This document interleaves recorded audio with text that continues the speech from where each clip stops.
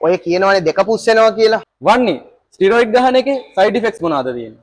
Side effect ගත්තොත් side effect ගොඩක් තියෙනවා. ඔයාගේ හැමට වෙන සයිඩ් ඉෆෙක්ට් එක මොකක්ද කියලා මුලින්ම කතා කරමු. මොකද හැමේ වාට ඇක්නි එන්න පුළුවන්.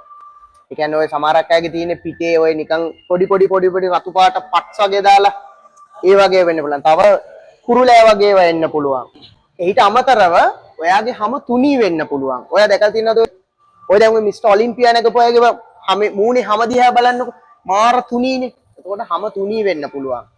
එතකොට ඔයාගේ කොණ්ඩේට ගත්තොත් කොණ්ඩේ යන්න පුළුවන්. මොකද ටෙස්ටොස්ටෙරෝන් කියන හෝමෝන් එක ප්‍රමාණය ඉක්මව හම්බුනාම කොණ්ඩේ යනවා. ඊට අමතරව වෙන්න පුළුවන් දෙයක් තමයි අනවශ්‍ය තැන්වල රෝම වැවෙන්න පුළුවන්. ඒ කියන්නේ වැඩිපුර සමහරක් තැන්වල ඒ කියන්නේ ගොඩක් ගෑනු අය ටෙස්ටොස්ටෙරෝන් හෝමෝන් එක පාවිච්චි කරාම තමයි ඒක වෙන්නේ.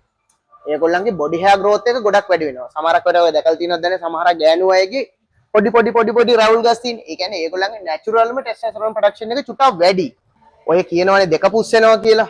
ඇත්තටම ටෙස්ටොස්ටෙරෝන් කියන එක එළියෙන් ගත්තාම ඇඟ ඇතුලේ ටෙස්ටොස්ටෙරෝන් හදන එක අඩු වෙනවා. සමහරක් අයගේ 90ක් විතරම නවතිනවා. එතකොට ඒක වෙන්නේ ටෙස්ටිකල් දෙක ශ්‍රින්ක් වෙනවා. ඒ කියන්නේ එන්න ඇකිලෙනවා. ඒ කියන්නේ බොහොම පොඩි වෙනවා.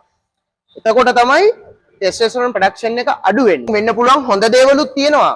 සාමාන්‍යයෙන් ඔය වොයිස් එක ඩීප් වෙනවා වගේ. අන්න ඒකත් වෙනවා ටෙස්ටොස්ටෙරෝන් ප්‍රොඩක්ෂන් එක වැඩි වුණාම. තව දරුණුම නරකම දේවල් කීපයක් වෙන්න පුළුවන්. බ්ලඩ් ක්ලොට් හැදෙන්න පුළුවන්. liver එක පොඩක් අකර්මණ්‍ය වෙන්න පුළුවන්.